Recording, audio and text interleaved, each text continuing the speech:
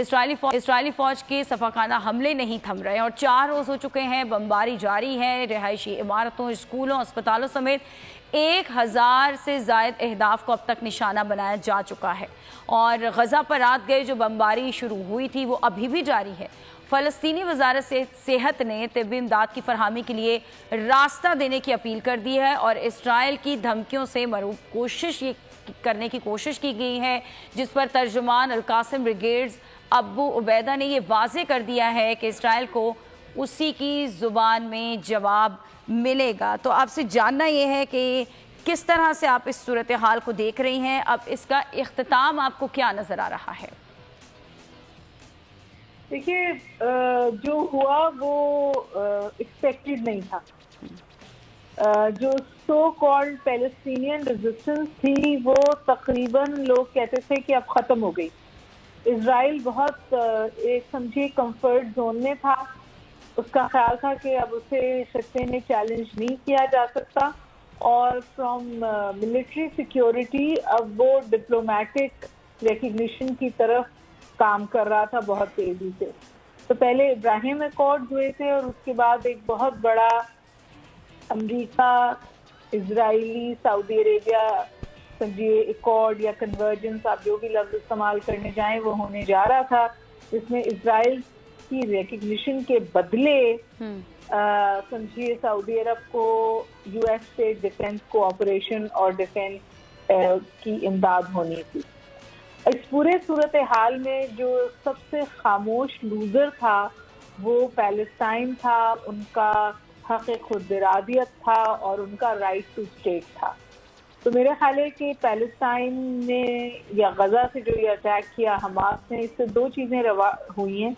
एक, इजराइल का security bubble burst हुआ है, क्योंकि 2007 के बाद तो बिल्कुल ही डेड थी रेजिस्टेंस, लेकिन 50 सालों बाद इस किस्म का अटैक इजराइल को फेस करना पड़ा। तो देखिए, ऐसी डेवलपमेंट्स हैं जिनके बारे में कुछ प्रिडिक्ट करना बहुत मुश्किल है, क्योंकि इस वक्त दुनिया की सियासत इस तौर पर है कि आपको पता है कि ऑलरेडी हम कोल्ड वॉर की बात कर रहे हैं। रशिया एक डिफाइंड स्टेट है, चाइना एक इमर्जिंग सुपर पावर है और अब इनका इम्पैक्ट है ग्लोबल पॉलिटिक्स पे। रशिया ने अपना वेट डाला है गजा के पीछे और ये बात भी बहुत जगह आ रही है कि क्योंकि इजराइल क्वाइटली यूक्रेन को सपोर्ट कर रहा था, इसलिए उसका अपना डिफेंस कद्र कॉम्प्रोमाइज था। इस वक्त उसका फ़ायदा उठाते हुए गजा पे ये अटैक हुआ। जो रिटेलिएशन आ रही है जिसमें ये भी शामिल है कि इस वक्त तकरीबन वो चाहते हैं कि वो गजा को भूख से मार दें लोगों को। वहाँ पर बिजली बंद है, वहाँ पे तरसील बंद है। हमेशा ही उसको कहा जाता था कि इट्स अ प्रिजन ऑन, लेकिन अब तो सूरत हाल बहुत ही मखदूश है। ये एक्सपेक्टेड था और इसकी सस्टेनेबिलिटी का जो वाहिद रास्ता था वो आपने देखा कि जो हमास था उसकी स्ट्रैटेजी ये थी कि मैक्सिमम लोगों को यरगमाल बनाया जाए। तो ये जो यरगमाली हैं, ये इजरायली यरगमाली बिलखुसूस, ये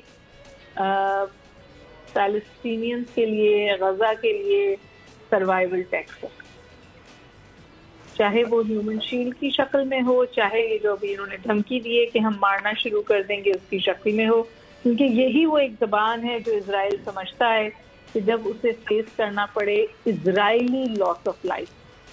गजा में जितना जिंदगियों का नुकसान है उससे इजराइल को कोई फर्क नहीं पड़ता, लेकिन अगर इजरायली मारे जाते तो जाहिर है इजराइल में इसकी पॉलिटिकल कॉस्ट इतनी ज़्यादा होती है कि कोई भी हुकूमत, इजरायली हुकूमत इसको। अच्छा हुमा साहिबा, गैर मुल्की मीडिया के मुताबिक अब इजराइल का गजा सरहदी बाढ़ का कंट्रोल दोबारा हासिल करने का दावा सामने आ गया है और हमास के हमले के बाद अब इजरायली फौज ने गजा की सरहदी बाढ़ का कंट्रोल दोबारा हासिल करने का दावा किया है। इजरायली फौज ने गजा की पट्टी की सरहद पर बारूदी सुरंगें भी बिछाना शुरू कर दी हैं। क्या लगता है आपको मामलात मजीद खराब हो जाएंगे? इस सब में मगरबी दुनिया इजराइल की हिमायत में भी खुलकर सामने आ गई और ऐसे में फ़लस्तीन और इजराइल की जारी जो जंग है उस पर खित्ते के क्या असरात होंगे, खित्ते पर उसके क्या असरात होंगे? ठीक है, खित्ता तो फ्लेयर अप किया है, इस बात में तो कोई शक नहीं है, लेकिन मेरा ख्याल है कि इंटरनेशनल कम्युनिटी में भी बड़ी डिविजन है। यूरोपियन पार्लियामेंट के लोग भी हमास की फेवर में तो नहीं, लेकिन पैलेस्टीनियंस की फेवर में ज़रूर बात कर।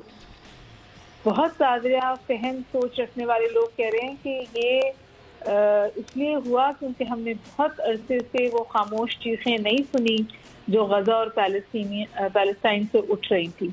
बहुत देखिए, the first casualty of war is truth and there is war fog. तो हमें नहीं पता कि क्या किस हद तक सच है, क्या किस हद तक गलत है, लेकिन ये बात तो तय है कि इतनी बड़ी ताकत है इजराइल कि पैलेस्टीनियंस उनको मिलिट्री फ्रंट पे तो कन्फ्रंट नहीं कर सकते। वो सिर्फ किसी हद तक अपना मौक़िफ़ आगे लाने के लिए उन्होंने तकरीबन ये खुदकुश हमला किया है इजराइल पर, और इसके जो नताइज हैं वो एक्सपेक्टेड थे। ये रिटेलिएशन हमास भी एक्सपेक्ट कर रहा था, पैलेस्टाइन भी एक्सपेक्ट कर रहा था, लेकिन कितना जुल्म इजराइल करेगा जिसके नतीजे में इंटरनेशनल कम्युनिटी मोबिलाइज होगी उसको रिस्ट्रेन करने में। अब ये सवाल है जो दुनिया के सामने, देखना है दुनिया का ज़मीर जागता है या नहीं जागता, या एक बार फिर हम डबल स्टैंडर्ड्स के साथ इस दुनिया में रहेंगे। क्योंकि अगर रूस हमला करे यूक्रेन पे तो जुल्म है, अगर इजराइल वो सब करे तो वो जायज़ है। इस तरह के डबल स्टैंडर्ड से इंटरनेशनल ठीक है हुमा बकाई साहिबा, बहुत शुक्रिया आपका। और